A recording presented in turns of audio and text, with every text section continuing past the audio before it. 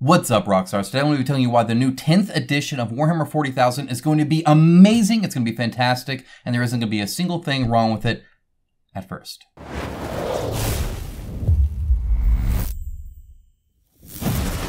Alright guys, so you might see a lot of board games on this side. That's because all of the Warhammer is over here and some Infinity and some other stuff like that. But suffice it to say, I love some tabletop wargaming. And I am super excited for 10th edition. They're going to make a lot of great decisions and they're going to Games Workshop it up in the worst way possible. But that's okay. At least it's nothing new. Let's go ahead and discuss what's going on. So 10th edition is launching in the summer of this year. So very, very soon. They just announced the Leviathan box. You can see it right here. We'll get more into what's in that in just a moment. But I want to make this a little bit more of an opinion piece. So we're going to go over like what's what, but really I'm going to be talking about my opinion on it in case you at all care or want to discuss, of course, in the comments down below. So the Leviathan box is kind of launching the new 10th edition with a new core rule set and a whole host of changes. Now, unlike 9th edition that still used a lot of 8th edition stuff when it comes to codexes and stuff like that, which are like specific faction rules. 10th edition, nope, none of that's good. All of it's bad. Don't keep it. Keep it for the beautiful art, for the awesome lore, and to make it look good on your bookshelf so you can show how much money you spent on hardcover books that you don't need anymore.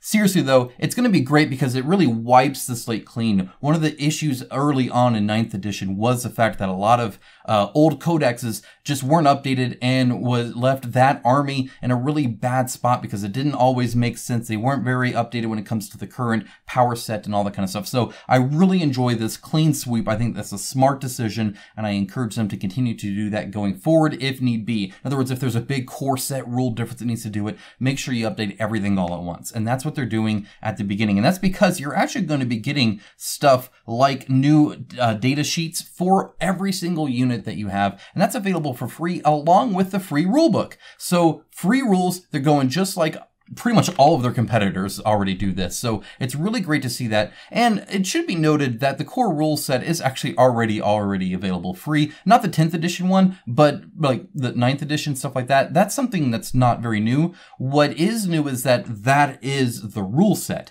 Before, you really needed the codex to actually know how to play when it comes to purchasing. I'm not going to be mentioning Wahapedia past just mentioning that it exists. So with that in mind, you really needed the codex to learn how your faction played. This one, not so much. You'll see that they've added a whole bunch of abilities on units and stuff like that, which will really give them a lot of flavor in and of themselves, and you'll be able to play with that plus some other things. Now, why I think this is so good is because of everything else, because of the stuff like the safe terrain and all this other kind of stuff that they're doing where they're really trying to like simplify or streamline the rule set so it's not so cumbersome. You still get all of the nuance and joy and strategy out of a tabletop wargaming thing where it's very detailed, a lot more than like these board games you see, and very nuanced, and each faction's different. There's dozens of different factions and all these different rules. They still have a lot of that, but it's a lot easier to play. You now have a core set of data cards instead of like 50 that you're working through.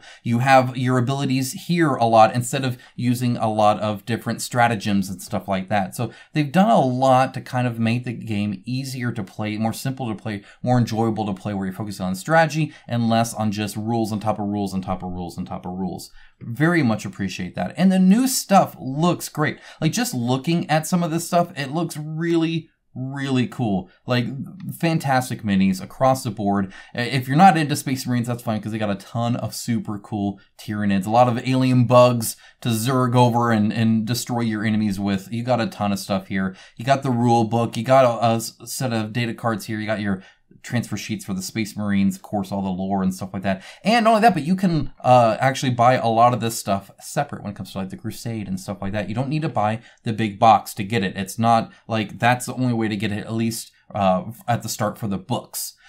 They do also have a roadmap here of the codexes. We'll talk about that briefly. But it just has a lot of great looking stuff. The rule books are now 60 pages, and it's actually numbered separately than the rest of the thing, so that any page references are always that page reference, whether you're using the free version, this hardback exclusive Leviathan one, the regular one you can buy separately, or whatever it might be. Those will kind of stay consistent, and that's really, really useful to do. Often if you do like audiobooks and, digital format versus hardcover versus, mass market paperback, they're all different page numbers, so it's really good to do it that way. I think it's great. And 60 pages might seem like a lot, but they're like this. And honestly, they're like this a lot. Now, not always. Sometimes you're just going to get a spread of like 2 really thick pages that have a lot of text on. But often, there's a lot of call-out boxes and examples and pictures and blah, blah, blah, blah, blah. So it's honestly not too bad. You can see here even how playing Combat Patrol works with that, which they're streamlining Combat Patrol. Guys, they're doing a lot of great decisions. We gripe all the time about most of the stuff that they do, and they're honestly answering that, and I fully support it. I think it's great.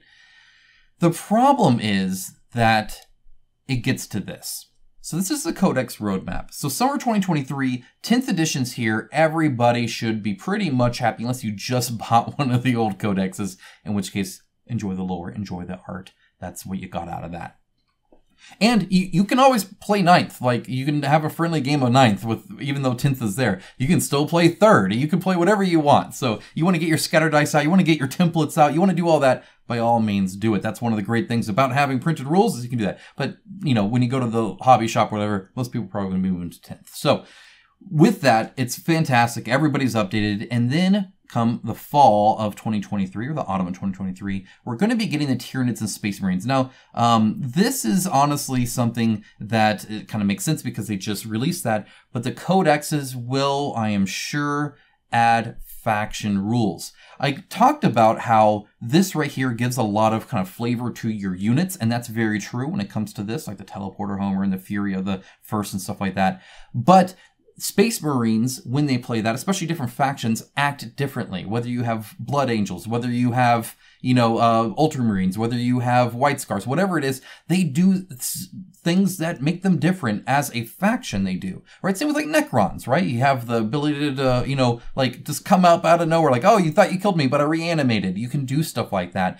But that might be somewhat on the abilities, but not all of them will be, because there are things like, during this phase do this, or this phase do that. And that is like army-wide, not unit-specific. So these unit-specific ones work, but the army-wide ones, the actual flavor of the faction comes through that codex. And they have said nothing about making that free. So when you see stuff like this, know that that's probably going to be something they want you to buy, which means it's going to have rules that you need.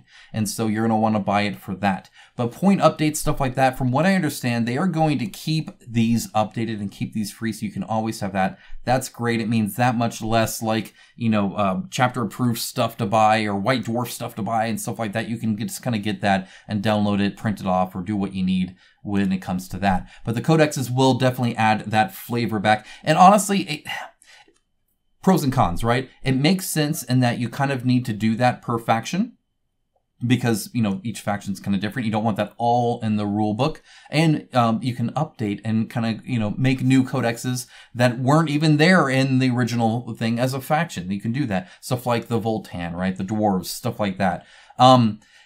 But it also means that you're going to instantly kind of undo you don't need a codex as well. But hopefully this is still mostly positive. Now the Adeptus Mechanicus and the Necrons are coming in winter 2023. I would not be surprised if that coincides with a box that combines the two. So because it's winter, right? So they're going to have this Christmas box, and I guarantee one of them is going to be these two with new units. In fact, they said each codex comes with new units. So even though the Leviathan's coming in summer, I'm assuming that means new units with Tyranids, new units of Space Marines already in the fall as well. And then you get new ones of here, new ones of here, and then new ones of all these. There's a buttload here in the spring of 2024. So they're going to just keep launching new stuff like that.